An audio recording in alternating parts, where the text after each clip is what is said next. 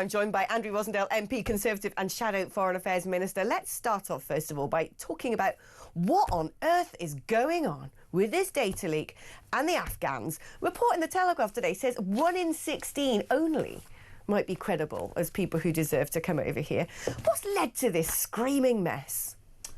I'm shocked by it all. I don't understand it. I do understand that those who worked with the British Armed Forces in Afghanistan who were under threat of their lives were under threat with the Taliban, I can understand why we had a duty to them.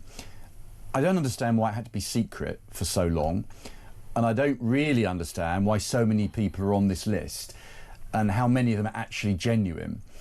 There's been a cover-up and both governments have been part of this, and I think that the British people are owed an explanation for what has happened. I mean, look, we don't know anything about this this leak particularly. We heard that someone accidentally just sent an email, and why are all these people on this list, and why does this now mean every single one of them seems to be able to use Barings law firm to come here with their 12,000 children? But is there a risk potentially, because it was being stuck around on Facebook groups, that this was done maliciously in order to lead to a situation where we're then forced to accept so many people, Lord knows who amongst their number? Look, I don't know. It could be the truth, it could be something different, it could be just a mistake, we don't know. All I can say is that this is one of the worst mistakes of any government has made, but it's not really politicians. It happened through people that had access to this data and it was leaked. So at the end of the day, governments, of course, they're to blame for things that go wrong, but it's not a party political thing. It's a huge mistake, and the powers that be obviously have to account for what they've done. The trouble is, it's the British people paying the bill, and we're having to take in all these additional people from Afghanistan, and now we find out it's happening behind closed doors and we weren't aware of it. And I think that's what people are angry about, that we didn't know the truth, and only now we're finding out. It is in the gift of the government, though, isn't it, about actually doing something about what could end up being a massive problem. If there's 100,000 people who come over from Afghanistan to be resettled here, plus, because apparently lawyers are now, of course, seeking to use the ECHR to force us into accepting even more people, because they'll want to bring every single person within their village, within their tribe. Again, we don't know who they are. I don't imagine 100,000 people can be sensibly vetted, particularly coming from a country like Afghanistan. That actually the government could turn around and say, we're going to declare some sort of state of emergency. We're not going to use the ECHR. We're going to ignore it. But they're not going to. How at risk do you think we are? I mean, seriously, how scary is this? Well, should we just calm down? Or? Well, no, I think it is scary, generally speaking, not just people from Afghanistan, but the fact that we have so many people coming into our country, and many of them are not here for the right reasons, and they are using the generosity of this country to stay here, to bring their families.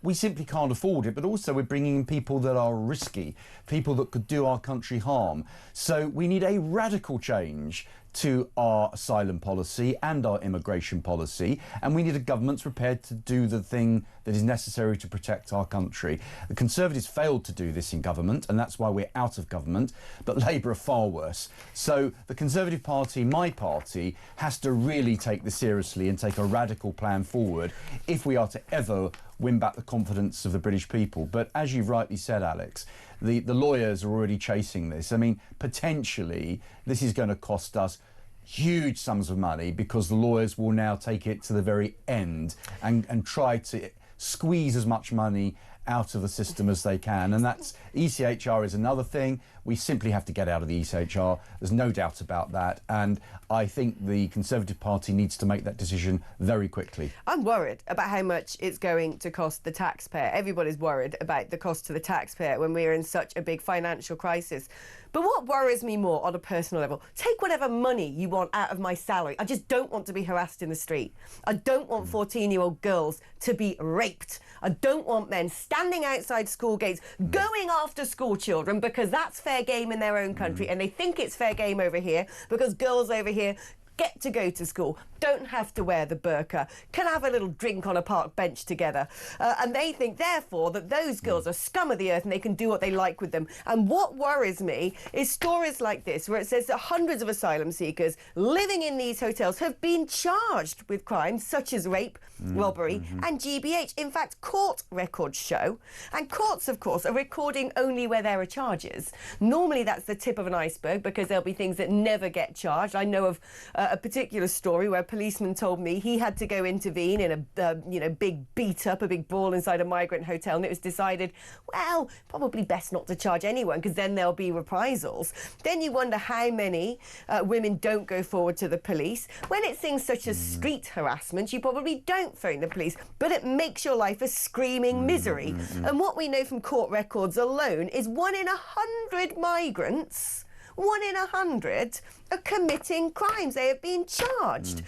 This is a danger now, and what I want to know is what we do. Yes, we've got a load more coming. Brilliant. We've got at least 100 coming over every single day. What do we do about the people who are already here? Well, all of it's a disgrace, and the political establishment in this country has completely failed to deal with it, completely.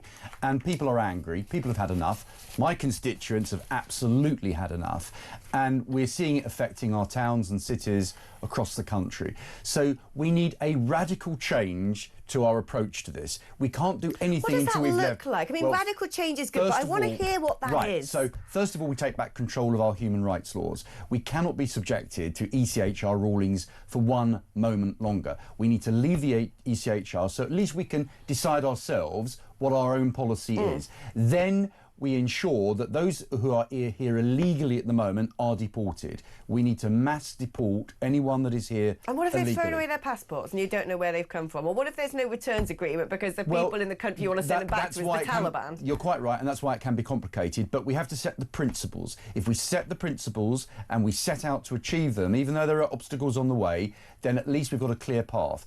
And thirdly, we change our entire immigration system so that people that come into this country are only people we absolutely need, or there's particular family circumstances. Would you go as far as doing something similar to what Trump's doing in America, which is sort of coming out of a naughty list of countries? We won't accept people from these countries because of your human rights record, because of your attitudes potentially. But we should also be prepared to strip people of their nationality. So if someone has come to this country, we've trusted them, we've given them British citizenship, they supposedly swore oath of allegiance to the King, and then we find that they're doing bad things or they're disrespecting our culture, our laws and our British way of life, then we should strip them of their British citizenship and send them to where they originally came from.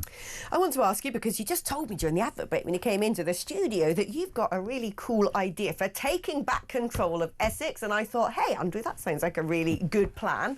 The borough of Havering, tell me more. So Havering is Essex. We've never been London, but in the 60s we were lumped into Greater London, and ever since then we've paid a lot of money into Greater London, particularly now that Mayor Khan is running the Greater London Authority. It's costing us a fortune, but we've never really been London. We orbit London, we're close to London, but we're not in London, and we don't like having to fund all what's going on in inner London. So we want to reclaim our Essex identity, and I'm campaigning for Havering to be an independent borough. We don't need the mayor. We don't need the GLA. We can work with our neighbouring boroughs. We can work with London or Essex. But we don't need this overarching mayor and this overarching GLA that costs us hundreds of millions of pounds for which we get very little in return. Do you know, in my borough, we barely see a policeman. We barely see one. We should get 1,000 police based on what we pay. We barely see any police. Transport for London, well, they threaten us constantly that if we leave the GLA, our pensioners will lose their Freedom Pass. That's not true, because we pay for that additionally for the Freedom Pass, and I'm putting a bill to Parliament on Monday to make it law that they can't take away our Freedom Pass for the pensioners. In fact, it needs to be extended to the entire TfL network. So if you live in Brentwood, or if you live in Watford, or if you live in Cheshunt, which is served by TfL services, then you should be entitled to the same travel concessions. I love this idea of devolving away from Khanistan. Take back control of your outer London borough. You don't need to be under Sadiq's shadow. I think it's a great plan, and all strength to your elbow, Andrew Rosindell MP, Conservative and Shadow Foreign Affairs Minister. Thank you for coming into the studio.